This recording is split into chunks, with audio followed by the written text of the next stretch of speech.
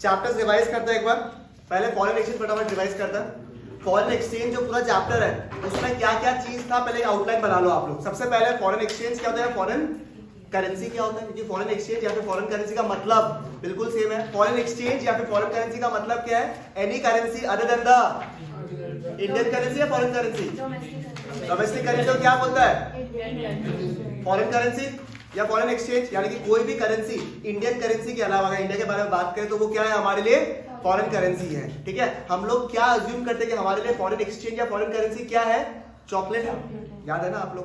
फिर उसके बाद फॉरेन एक्सचेंज रेट, ये क्या है आपका, the rate at which one currency is exchange with other, यानी कि $1 इज इक्वल टू, अगर सोचो क्या है आपका, अगर $1 इज इक्वल टू ₹70 है, इसका मतलब क्या है, ये क्या हो गया फॉरेन एक्सचेंज रेट। यानी कि एक फॉरेन करेंसी जो है हमारे लिए, मतलब एक चॉकलेट खरीदने के लिए हमें कितना रुपए देना पड़ रहा है, 70 रुपए जो है आपको एक चॉकलेट खरीदने के लिए देना पड़ रहा है। ठीक है, अगर ये हुआ $1 इज इक्वल टू ₹60, तो आप मुझे बताइए ये सिचुएशन क्या चीज का है, करेंसी एप्रिसिएशन है currency depreciation, currency. Just because हम सेकंड नंबर में बोला है जरूरी नहीं है कि हम हमेशा डेप्रिसिएशन ही बोलेंगे। ये क्या हो गया, करेंसी एप्रिसिएशन। सर क्योंकि करेंसी एप्रिसिएशन या डेप्रिसिएशन जो है वो हमेशा हम लोग किसको देख के करते हैं, अपना रुपया को या दूसरा को, दूसरा को। बहुत बढ़िया करेक्ट, अपना देखता है, पहले अपना देखो फिर गांव का सर्विस दो। ठीक है, अपने केस में क्या, पहले एक चॉकलेट खरीदने के लिए कितना रुपया देना पड़ता है, 70, अभी कितना देना पड़ रहा है, 60। अपना वैल्यू बढ़ा या नहीं बढ़ा, तो ये क्या हो गया, करेंसी एप्रिसिएशन। अभी डिटेल में जाऊंगा, करेंसी एप्रिसिएशन अगर होता है देश में तो क्या बढ़ता है, इंपोर्ट्स बढ़ता है या एक्सपोर्ट्स, इंपोर्ट्स जो है वो बढ़ जाता है। परफेक्ट, इसका लॉजिक आपको दिया हुआ बुक में।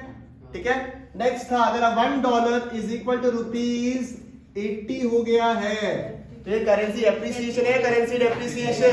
डेप्रिसिएशन क्योंकि पहले $1 देने के लिए, खरीदने के लिए, यानी एक चॉकलेट खरीदने के लिए आपको 70 रुपए देना पड़ रहा था, अभी वही चॉकलेट खरीदने के लिए कितना रुपए देना पड़ रहा है, 80। मतलब चॉकलेट महंगा और अपना वैल्यू कम, यानी कि ये सिचुएशन क्या हो गया, करेंसी डेप्रिसिएशन। और देश में करेंसी डेप्रिसिएशन होता है तो क्या बढ़ता है, एक्सपोर्ट्स जो है वो बढ़ जाता है। ये आपके एग्जाम के hit question, I guess in every paper that you have solved, ये वाला पार्ट आया ही आपका। This is about currency appreciation, currency depreciation. Currency appreciation या फिर डेप्रिसिएशन किसके पॉइंट देखेगा, हमारा अपने करेंसी। अपना करेंसी इस केस में कौन सा है, रुपीस। समझ में आया आपको, कंफ्यूज होना ही नहीं है, फॉरेन करेंसी को ध्यान नहीं देना है। ठीक है, अपना करेंसी के ऊपर ध्यान दो कि अपना करेंसी का वैल्यू क्या हो रहा है। एंड जस्ट बिकॉज यहाँ पे वैल्यू कम हो रहा है, बढ़ रहा है, इसका मतलब ये नहीं कि अपना करेंसी स्ट्रॉन्ग हो रहा है, अपना उल्टा क्या हो रहा है, इसमें डेप्रिशिएट हो रहा है। क्लियर है यहाँ तक, आई होप यहाँ तक आप लोगों का क्लियर है पूरा। उसके आगे क्या था आपका, टाइप ऑफ एक्सचेंज रेट्स। ठीक है, टाइप्स ऑफ एक्सचेंज रेट 3 था आपका, फिक्स, फ्लेक्सिबल और मैनेज्ड। फिक्स का एक और नाम किसी को याद है, पेग्ड एक्सचेंज रेट सिस्टम। ठीक है, फ्लोटिंग का फ्लेक्सिबल, फ्लेक्सिबल का एक और नाम क्या है, फ्लोटिंग एक्सचेंज रेट सिस्टम। और मैनेज का क्या था, डर्टी फ्लोटिंग। ठीक है, फिक्स्ड में रेट कौन फिक्स करता है, गवर्नमेंट फिक्स करता है। क्या उसका जो मन आएगा उसमें फिक्स कर देगा या कुछ स्टैंडर्ड्स रहता है, स्टैंडर्ड एक्सटर्नल स्टैंडर्ड के हिसाब से जो है रेट फिक्स करता है। वो एक्सटर्नल स्टैंडर्ड 2 पार्ट में डिवाइडेड है, एक, ठीक है राहुल थोड़ा सा धीरे ना, ठीक है, एक्सटर्नल स्टैंडर्ड जो है वो गोल्ड, सिल्वर या फिर दूसरा करेंसी भी हो सकता है। 2 सिचुएशन क्रिएट हो रहे हैं इसमें। अगर आपने टाई अप किया दूसरे करेंसी के साथ, क्या बोला मैंने, रेट जो है वो अगर आपने टाई अप किया दूसरे करेंसी के साथ, तो उस केस में मुझे बताइए क्या है, पैरिटी वैल्यू है या पेगिंग है, पेगिंग है। जब आपने टाई अप किया तो क्या हो गया आपका, पेगिंग। और जब आपने कैलकुलेट किया on the basis of some external standard gold silver, ठीक है, तो उस केस में क्या होगा आपका, पैरिटी वैल्यू। याद रहा, टाई अप किया पेगिंग, कैलकुलेट किया पैरिटी वैल्यू। समझ में आया, पेगिंग पैरिटी वैल्यू। अगर अदर हिट वाला पार्ट जो आपका क्वेश्चन में पूछता है, दिमाग में सॉर्टेड पूरा। फ्लोटिंग एक्सचेंज का जो था फ्लेक्सिबल एक्सचेंज, इसमें सिंपल रूल है किसका, डिमांड एंड सप्लाई का। अगर कोई करेंसी का, ठीक है, अगर कोई करेंसी का यानी फॉरेन करेंसी की बात कर रहा हूं, डिमांड ज्यादा है तो फॉरेन एक्सचेंज रेट क्या होगा, ज्यादा होगा ना। अगर कोई भी चीज का डिमांड ज्यादा होता है, ये मैक्रो पॉइंट ऑफ व्यू देखना है आप लोग को, ठीक है। तो ये कौन सा हो गया, फॉरेन एक्सचेंज रेट क्या हो जाएगा, बढ़ जाएगा। अगर डिमांड कम तो फॉरेन एक्सचेंज रेट, अगर सप्लाई ज्यादा फॉरेन एक्सचेंज रेट, और अगर सप्लाई कम तो फॉरेन एक्सचेंज रेट ज्यादा। इसको अपन गोल्डन रूल्स भी बोला था, इसको हमेशा कंसिडर करना आप लोगों को। बट ध्यान रखिएगा इसमें क्या हो रहा है, इम्पैक्ट क्या हो रहा है, किसके ऊपर हो रहा है, फॉरेन एक्सचेंज रेट के ऊपर। अगर डिमांड सप्लाई वाला चीज बोला और उससे पूछा कि आपको फॉरेन एक्सचेंज रेट में क्या इम्पैक्ट आएगा, तो ये वाला पार्ट से आपको आंसर देना है।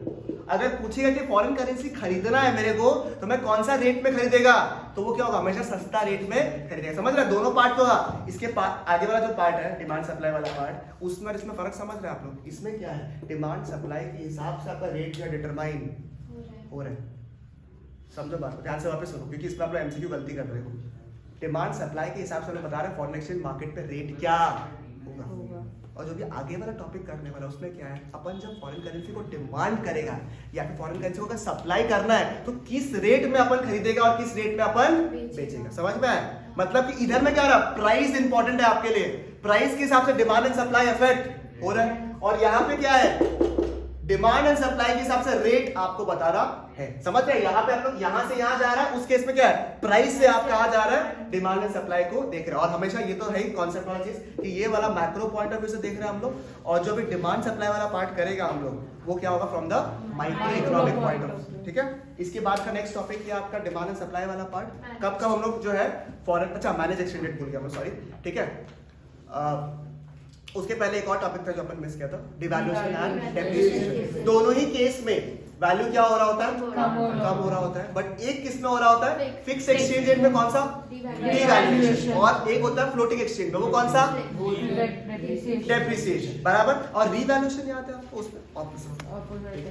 क्लियर है आपका, 100% क्लियर है आपका। उसके बाद में और क्या है, मैनेज एक्सचेंज रेट सिस्टम। ये क्या है, अमालगमेशन या मर्जर ऑफ टू सिस्टम। कौन सा है, फिक्स्ड और फ्लेक्सिबल। फिक्स्ड और फ्लेक्सिबल मिलके किया, मतलब कि रेट कौन डिटरमाइन करेगा, demand and supply. But extreme fluctuations ना हो तो कौन इंटरवीन करता है, आरबीआई करता है, गवर्नमेंट नहीं करता। कौन करता है, आरबीआई। आरबीआई करता है, वो क्या करता है, रिजर्व्स को इन्फ्यूज करता है या फिर निकालता है, ताकि एक्सचेंज रेट में एक्सट्रीम फ्लक्चुएशंस ना हो। याद है ना, वो बाहर दिखाया था आपको 60-70, ठीक है, कब रेट ज्यादा कम वाला, याद है ना आप लोगों को। ठीक है, फिर आपको डिटेल वाला देखना पड़ेगा वाला पार्ट, चलेगा, ये वाला दिमाग में है।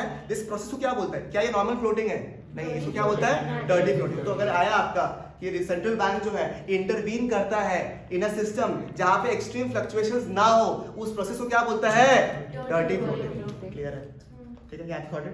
पहला टॉपिक क्या किया अपन, फॉरेन एक्सचेंज रेट। सेकंड क्या किया, करेंसी एप्रिसिएशन, करेंसी डेप्रिसिएशन। उसके बाद टाइप्स ऑफ एक्सचेंज रेट, उस पर जो भी डिटेल पार्ट था वो, ठीक है। इसमें रखा था ना वो इंपॉर्टेंस एडवांटेज वगैरह दिया हुआ है, अगर आप लोग बुक में ध्यान दो। इसे रीड करोगे, कभी कभी क्या होता है, पूछता है which of the system has the following advantage. ऐसे आप लोग कॉन्सेप्ट वाइज आना चाहिए, बट कभी कभी क्या एमसीक्यू पूछता है, you have to have detail reading. समझ में आया आप लोग को। आगे जाके है डिमांड सप्लाई। देखो ये पार्ट एज सच आपके एग्जाम पॉइंट ऑफ व्यू से उतना रेलेवेंट नहीं है, स्पेशली चार्ट वगैरह, तो उसका बस कॉन्सेप्ट्स आप लोग दिमाग में रख लो, ठीक है। डिमांड कब कब अपन फॉरेन करेंसी का करता है, जब अपन कोई सामान इंपोर्ट वगैरह करता है, अपन टूरिज्म के लिए चाहिए, अपने को पैसे वगैरह चाहिए, ठीक है, तब अपन क्या करता है, डिमांड करता है फॉरेन करेंसी, ठीक है। जब भी अपन को फॉरेन करेंसी खरीदने का, मेरे एग्जांपल अपने को डॉलर खरीदने या फिर अपने लिए डॉलर क्या था, चॉकलेट। चॉकलेट जब भी खरीदना है अपने को सस्ता चॉकलेट चाहिए या महंगा चॉकलेट चाहिए, सस्ता।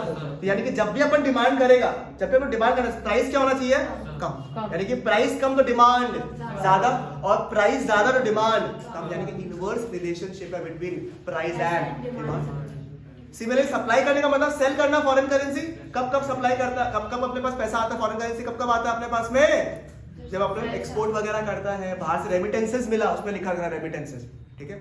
फॉरेन डायरेक्ट इन्वेस्टमेंट क्या था आपका, बाहर का लोग अगर इंडिया में पैसा, क्या था, बाहर का लोग इन्वेस्टमेंट करता है दो तरीके से, एक था आपका एफडीआई, दूसरा था आपका एफआईआई। एक था फॉरेन डायरेक्ट इन्वेस्टमेंट, दूसरा क्या था, फॉरेन इंस्टीट्यूशनल इन्वेस्टमेंट। एफडीआई में क्या होता है, बाहर का लोग अगर इंडिया में बिजनेस करने के हिसाब से पैसा इन्वेस्ट करे, उसको क्या बोलेगा हम लोग, एफडीआई। और अगर बाहर का लोग इंडिया का स्टॉक मार्केट में इन्वेस्ट करे, तो वो क्या हो गया, आप लोग को क्लियर है यहाँ तक। दोनों ही केस में क्या हो रहा है, पैसा इंडिया में आ रहा है, ओके।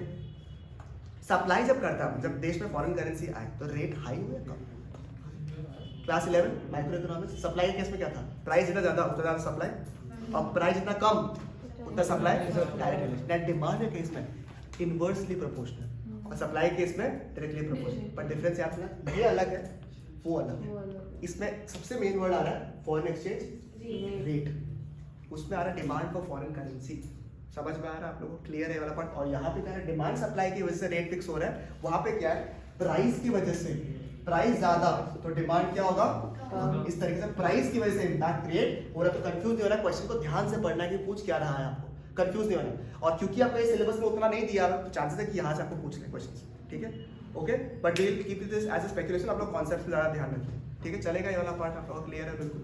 उसके बाद में the rate at which both demand curve and supply curve intersect is the market price और द इक्विलिब्रियम प्राइस, ठीक है।